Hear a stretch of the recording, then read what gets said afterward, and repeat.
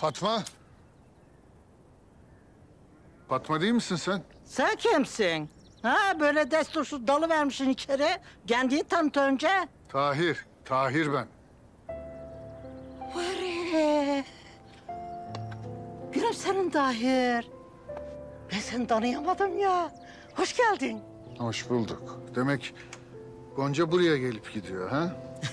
Her şeyi de sen anlattın ona. Ben de günlerdir diyordum ki nereden çıktı bu miras işi? Gülümser bana hiç böyle bir şeyden bahsetmedi diye kendi kendimi yiyip bitirdim günlerdir. Evet.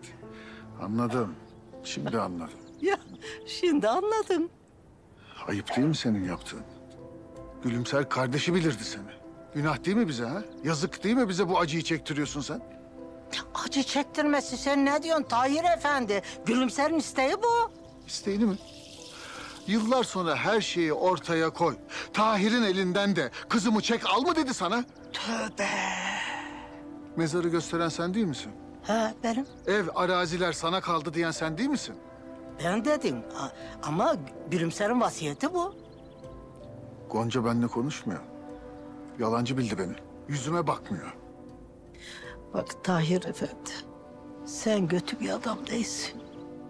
Sen Gülümser'e de, Gonca'ya da sahip çıktın. Senin ikisinde de emeğin çoktur.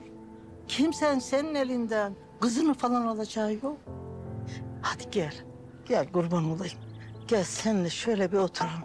Neden? Ha? Neden yapıyorsun bunu bana?